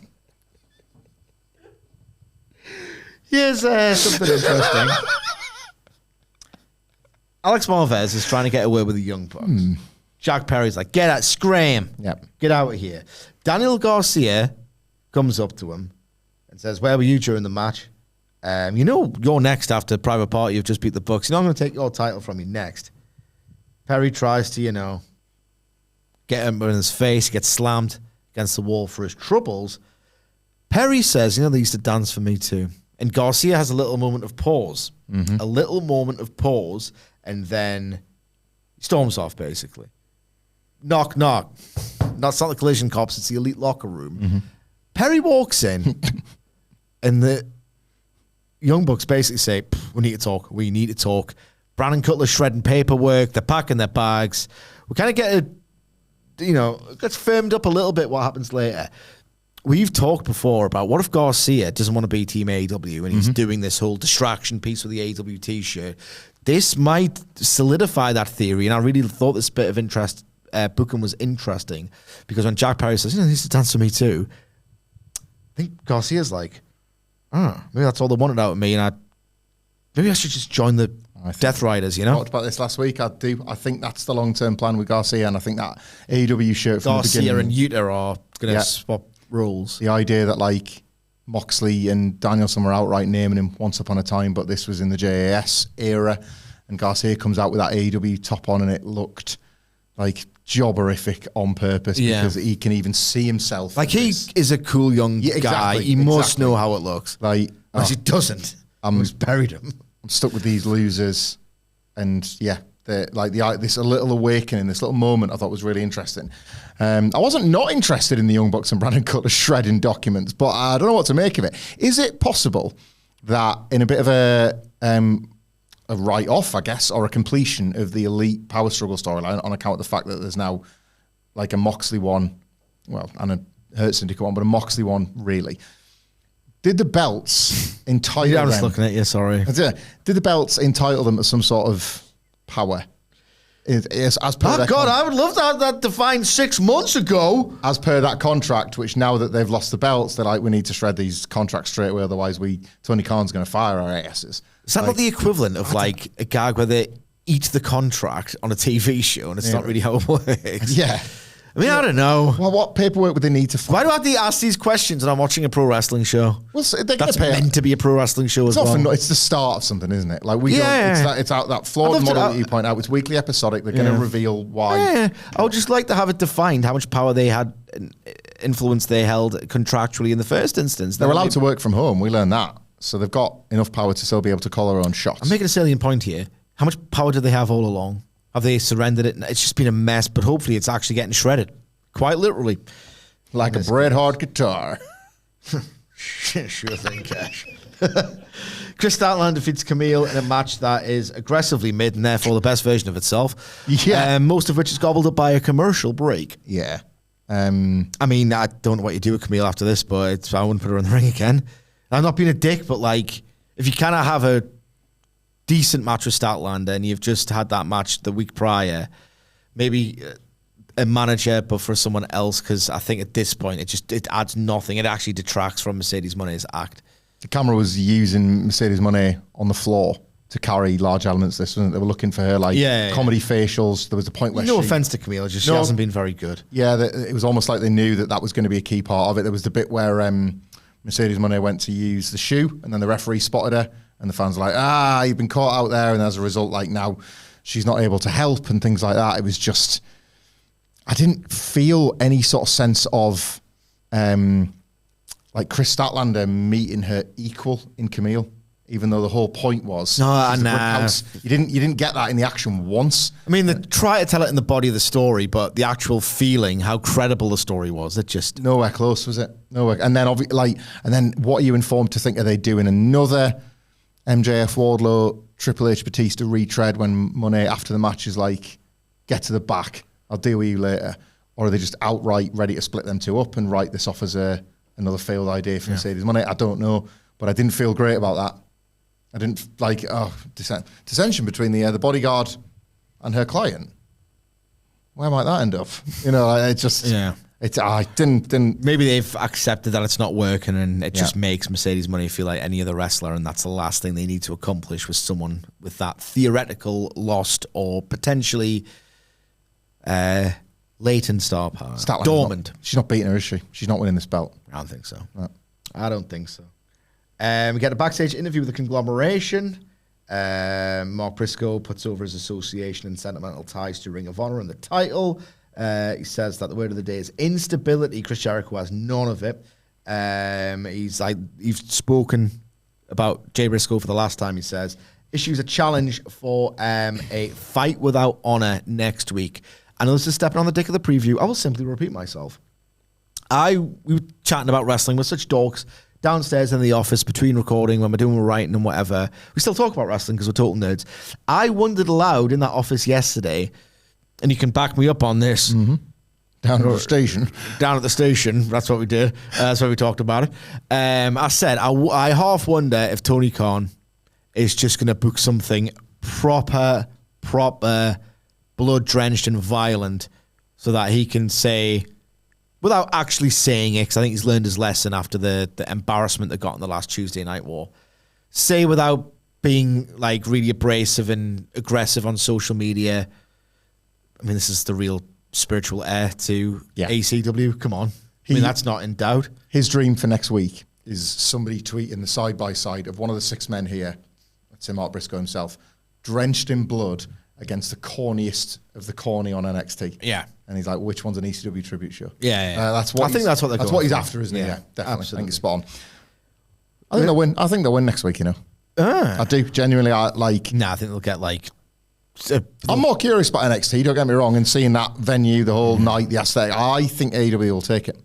I'm not convinced this momentum's as hot as people are saying. CM Punk's going to be the general manager for the night. He's going to make one match go away, but you've seen him and you've got the reign. Something I mean, like that's not been announced yet, but if we announce that, it is going to be a slaughter. Indeed. Yeah. Indeed. As it stands, I think AEW wins. A really wild segment next that I liked and hated in probably equal measure. The Young Bucks, having packed their bags earlier, leaving the arena, their mortal enemy, Christopher Daniels, urges them, asking them, why are you turning your backs on AEW? How does he know they're doing that? How does he know they're doing that? I mean, I know they've been, as we've mentioned, it's been very conspicuous that there's been a lot of, if you look at the way that the shows are sequenced, these Dynamite shows, the overlap, even if it seemingly has nothing to do with the next thing or the last thing, the Young Bucks and the Elite have shared screen time with the Death Riders, the BCC, asking you, even on a subconscious level, to tie them two things together. Yeah. And now it seems like it's connected. I don't know how Christopher Daniels knows this, but he says, why are you turning your back on AEW when we need you the most? Mate, they were trying to take over the company like for the past 6 months until 5 minutes ago. Oh, I'm losing my mind. You got the job because Tony Khan needed a lieutenant in the locker room because they were running roughshod, allegedly. That's how you are now in the shirt and tie, Lieutenant Daniels. And now you are Please come back. outraged and incredulous that that they are turning their backs on AEW. An hour ago, you were reminding Private Party how terrible the Young Bucks are when it comes to splitting teams up and ruining lives. An hour ago. We need you the most. Do you know I've like done this like sort of speech like 3-4 weeks ago when this first started? This is absolutely stupid. Absolutely stupid. Matthew Jackson said, look, we tried to tell you, no one listened to us at the time. Did they guess this was going to happen? And what's going on? They don't like John Moxley. They've always said he's bad news and like they've never been on the same side as John Moxley, have they? So that's their stance. But he said he tried to warn them about what? The general state of things, how something like this could happen if we didn't take over. Because Tony Khan was allowing chaos to reign or something, I guess. Yeah. Like, I mean, I don't know. I don't know. Yeah, that's. I don't know my asshole from my elbow here, Cash. I don't know why I'm doing my sportscaster voice when I'm from the south. Anyway, so the Bucks just drive off. We're going to work from home.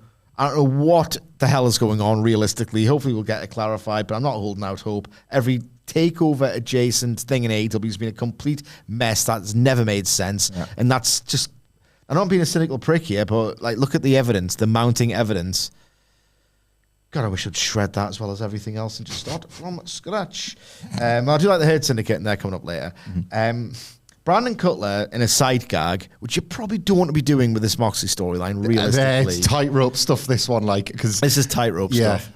They do a gag where it's like, Bucks? And he's got like the box full of this stuff, and it's like, the Death Riders, they're behind me, aren't they? And then he turns around, and then like cracking their old knuckles like a squad of goons, not like an existential threat of the hardest people alive. Yeah. It's a bit much. Really, they basically break Brandon Cutler's hand with a hammer after holding back Christopher Daniels. I will say, when I saw John Moxley holding back Christopher Daniels, nothing against Christopher Daniels. I know he was very important once upon a time, and I do respect him and whatever. When John, I do, man. Stop laughing over there, Nicholas. When John Moxley holds him back and he's going, that smile in his face. I punched the wall, man. I almost ran through it as well. I went, yes! Lots of this is pretty good, but it's really delicate how you use comedy with this Moxley stable. Yeah, really delicate. I've got one more thing to say as well. If you follow both promotions or just listen to every podcast, you'll know that currently Adam Pearce, who has like one, aesthetic thing in common with Christopher Daniels, they're both bald. People think, or people have said, many people are saying that Christopher Daniels is giving Wish. Christopher Daniels is giving Wish Adam Pearce. And It's like, why would you do this? It's just like, it's an open goal. Just you're giving the bullets to the people who see us are just being sub WWE right now, especially when this Christopher Daniels thing's so pointless anyway. It's not as if they need to do it. Oh, God, they'll compare it. But we kind of need to do it. You never needed to do this. So on Raw, Bronson Reed smashes Seth Rollins through some tables in the backstage area with a Death Valley driver. And Adam Pearce is like, oh, God, this cannot stand. It's too chaotic. I'm trying to run a show here. Goes, medical! Medical! 2 days later, on the alternative, to break Brandon Cutler's hand and says, and Christopher Daniels goes, doctor! We need a doctor in the house! It's just, it could not be more. It's a good catch, that. Like, they've said the same. Put those two, The characters, one of whom's Timu, yeah. has just said the same thing, more or less, in a similar-ish angle. Do they not watch the show that... I mean, maybe they should watch WWE, get some tips on how to tighten things up. And that's me saying it. I don't even like the Fed. It's the worst. Daniels is the worst character in AEW. I hate It's not him. a dig on Christopher Daniels, but what that represents and what can Do you know spin how off. bad influence were? Yeah. I'm not even the biggest TNA guy, and I love their stuff. To tape his one fist apart from his little finger so he could just hold it up. Just swear at people. Like, his attitude, and it's like, oh, I used to, like, Christopher Daniels has been Patter. Yep. This must be horrific storytelling if they make me... I hate him. Do you understand? Like, I hate him. I have no respect for him. He is the anti-Jack Tunney. Stupid cartoon of a man, isn't he? Running around with his, like, unkempt tie and... Playing the role that nobody asked for. No AEW fan who just got what they were doing and realised things could be done a bit differently. No one who actually was into it properly was like, oh, God, if I just had a general manager. Yeah. You imagine in September 2021, the Nirvana. The Nirvana that surrounds AEW. Everyone's just descended to Nirvana. Oh, that's what it felt like. I learned about this in school. It feels pretty good, actually. I'm in Nirvana. This is great. I've achieved it. You think anyone who was in that state was like, oh, you know what? I'm in Nirvana. I've achieved the state. No, hang on. It's just there. It's just there. I can see it. Do you know what? I need to achieve it once and for all. The general manager on screen. You got any Brad Maddox is kicking around? You know what I ever thought this? Yeah, it's rubbish. Do you know what kind of asshole would do that? What kind of asshole, as Nicholas points out, would dress up like an authority figure? You'd have to be some kind of dickhead. Why am I not doing the southern accent? I don't know. I need Wilborn back. I need Wilborn back in my life. Anyway, so a weird night for the Young Bucks. Yeah. It just went highs, in-ring highs to episodic TV lows, maybe, illustrating that maybe you don't need to lean on too much of the episodic TV stuff to tell stories in an American major. I mean, they just had such a great night earlier. You're thinking this conversation for best tag team ever, or best tag team of a generation is neck and neck, and maybe Deputy Dax would go, oh man, we got company. Just cop stuff, you know, but tied up into two cars. They're in FTR's in one car, and the Young Bucks are in the other car. And they join the chase. Oh man, we got company, but like tag team stuff. We got company in the conversation for best tag team. Do you get the joke? I get it. Swerve Strickland beat Shelton Benjamin. Yeah, it was really boring until about halfway through this. Yeah, Well, so, let's sort of be honest about this. It was some not going boring anywhere. stuff halfway through where they're trying to tell the story, and they tell it. It's just a little bit drab. Of Shelton Benjamin can be powerful. Swerve Strickland, who's a babyface who's never lost that heel edge, is a nasty, nasty bastard, and he'll stretch your arm through the ropes, and he'll bend the rules because he's still Swerve at his core. The issue is that it's just a bit drab, the story. Once they escalate it, it starts getting real good. Maybe they could have done a short form version of this where Shelton Benjamin just starts suplexing Swerve on his head immediately to begin with. Yeah. And Swerve just has to survive this monster who's suddenly finally woken up halfway through the match. I don't know, but all of it justified itself in the end. Yeah, as I say, Swerve is a prick, nasty, trying to bend that arm. And then Shelton's like, all right, okay, well, you're good at targeting the arm. How about I just dump you on your head and just end this once and for all? Swerve being also a great babyface in the strictest role and not just a heel sort of veering babyface. Just does his move set, but he paces it brilliantly. Look, at the end of the day, I felt something in the moment for the finish, for the finishing, for the closing stretch, and for the post-match. As you can tell, very tired. some Halloween candy. And the first half of this match didn't do a great deal for me at all. Talk about match, you just did. It just got there, didn't it? You know, got there with some head drops and signatures. As well. I wish they'd been a bit bolder with the booking, but I get that Tony Khan likes the lights on. Lights off, lights on, doesn't he? He does. Did it twice in one show. Sure did. He likes that. You wouldn't see that crap on Collision, I'll tell you that. Go down that list. Okay, we got him by the announce table. We got one lights on, lights off. And god dang, if you work a leg, considering that me and Cash are working a leg in the second half for 45 minutes, you're off the show. Do you think? Why do you think I got this knee brace, hot shot? I can walk perfectly fine. It is a work. I'm just going to get the leg worked over. God, this is your first day on the goddamn job? Hot shot? Yeah, it was a ticket. You know what's sad in life? What's that? What's that, Dex? You know what's sad in life? What's that?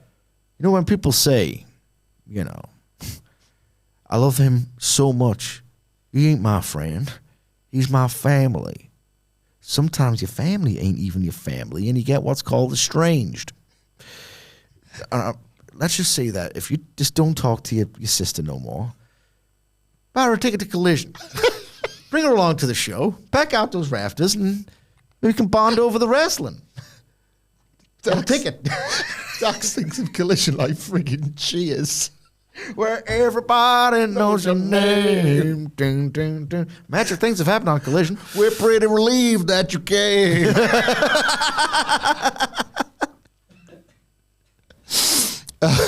That's what he wants. He wants to walk into every locker room and every go, Dax! That's why he built a bar in his house. Yeah. Yeah, match was fine. We knew what was coming as well. Yeah. Post-match.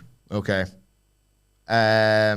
Strickland celebrates. They putting over big on commentary that he's back to winning ways, back on form. Forget about All Out. He's Swerve Strickland again. Yeah. Not so much, but, you know, kind of. Then we see... This is one of those wrestling logic things where it's like, I just want a little bit of detail, even though none of it makes sense. And I was happy with this. MVP... Totten's God, couldn't get it done. Couldn't get it done. And what's annoying about this is like I wanted Swerve to join us, and he's not going to join us. I'll have to beat his ass, and didn't get it done. It's time. We knew what was coming. I'll give him the call. Mm-hmm. And they're putting over Swerve, but then conspicuously he's in the foreground of the shot MVP on his phone. Bang, bang, bang. Fires off a text, puts the phone away, just looks around, and lights off. And like he must have texted the production crew and, you know, whatever, because it's just wrestling, it's fine. So he didn't just fly to the arena in 4 seconds. Maybe he's just been there all along, following them around. Yeah. And that's my headcanon. Lashley comes out in a purple leather suit. It was like a a brownie purple. It looked awesome. It looked awesome. All shiny leather as well. Like... The t-shirt underneath was the same colour as the jacket. He looked incredible. Right, I think he comes down and he kicks Swerve Strickland's ass. Yeah. The Hurt Syndicate are formed. The moment is undermined by the fact that you can hear production very, very, very loudly tell everyone, don't do the promo yet. We've got 60 seconds, 30 seconds. And now you can, that's a sportscaster voice. Yeah. And now you can do it. And MVP's like, oh, no. Should I go back? I didn't, but you know what I mean. I thought that added tension because I was like, he's got a microphone, mate. I know there's 30 seconds left before the show goes off the air. So he gets the microphone and he says, we're back in business. Guess who's back in business? Business. I've got a few things to say on this. Yeah. One, none of what I'm about to say is going to impact my hopes for the stable nor my investment. I still think they kick ass. I thought this could have been better, truthfully. I like the touch of the mobile. It didn't need to be anything more really than the entrance. Yeah. He's going to do this entrance every time. It'll never hit like the first time. Therefore, you don't really need to do anything else. Having said that, I don't think the beatdown looked amazing. Especially when you know... kick on that security guard kind of kick. It kicked ass. That was awesome. Okay, yeah. So the security come and try and break it up, but the Hurt Business, they're too jacked. They're too badasses. Where was the front line? The security never come out to stop the BCC. But there's like 25 security problems all over the show. That's why you go to Collision. I'll get you a ticket. Find out for yourself. 6 basic matches. Enjoy yourself. Just remember, a stranger is just a friend you ain't done met yet. And then just get them all the tickets. And believe me, you are permitted to speak quietly while the matches are ongoing. We get a reaction from the few people who turn up. Come on, let's bury it correctly. Bobby Lashley, and again, Bryan Danielson's AEW run went quite all right, didn't it? Yes. If you remember his first few appearances, he kind of looked a little bit too happy to be there. Do you know what I mean? Mm-hmm. If, like, especially against Hangman Page sometimes when he was healing it up. He just had a big, massive smile. He was delighted to be there. Maybe it's fine. I'm overthinking it. But Lashley was baby facing it up and soaking in the reaction. And I know he could have come down there with, like, I didn't expect you to take out my biggest hitter, who isn't me. I'm going to have to kick your ass. Him and MVP celebrate together like we made it out and we've got a new start. We've finally got this Herd Syndicate thing that we've really believed in all along off the ground. I don't know, maybe save that for the back. Do you know what I mean? Save that for the back and just do, like, I just thought it was a little bit too, you saw the real people beneath a little bit too much. Am I being a complete arsehole here? And I want to see Bobby Lashley's beautiful body. I mean, they're going to make you pay for that. I think that was smart. Okay. And he looked amazing, but He still looks like he's massive. Going to look even more amazing when he pops that top off. Yeah. You know, like that's on the pay-per-view. I just enjoyed this, but it was very popcorn pro wrestling, wasn't it? Yeah. This was the least, oddly. Didn't feel like an absolute unit of killers. Oh my Yeah. God. Oddly, considering this here is they come. It's Bobby Lashley. This was the least physically threatening they felt yet. Yeah. I mean, that's a problem. Yeah. I think it's a bit too, I've made my point. I won't belabor it anymore. And I need Deputy Dex needs a drink. Daxie needs drinking. Where everybody knows your name. Collision. Where nobody knows. Ding, ding, ding. Right, this will not happen again. This is a one-off for Halloween special where we are even more self-indulgent than usual. Do you want it to happen again? Let us know in the comments below. Because I had a lot of fun actually doing this. I fear I know the answer, Daxie. I had a lot of fun doing this, but there is such a thing as too much fun. Deputy Dex says, have fun responsibly. By the letter of the law, in accordance with the law. If you want to find out Cash Wheeler on Twitter, you can do. At Michael Hamflett. you can follow me at M. Sidgwick. You can follow all of us at WhatCulture WWE. I'm not saying that everyone at WhatCulture WWE wants a part of all of this, but let us know genuinely. Did the Lashley thing feel a little bit weird? I do want to know the answer, so let us know under the link on X underneath to this podcast, because I want to know, like, is it fine that it just happened and it was expected and the good stuff will follow, or it just could have been handled a bit better? And basically, am I overthinking? I know the answer is yes, but just reaffirm that to me at MSidgic, at WhatCulture WWE. Coming up later this week, tomorrow I think it drops. We're going to record if you like, the Fed, Crown Jewel preview. Not the Feds. The Fed. The Fed. Singular. Yeah, we've got a Crown Jewel preview, so check that out. See you later. Happy Halloween. That justifies this, I think.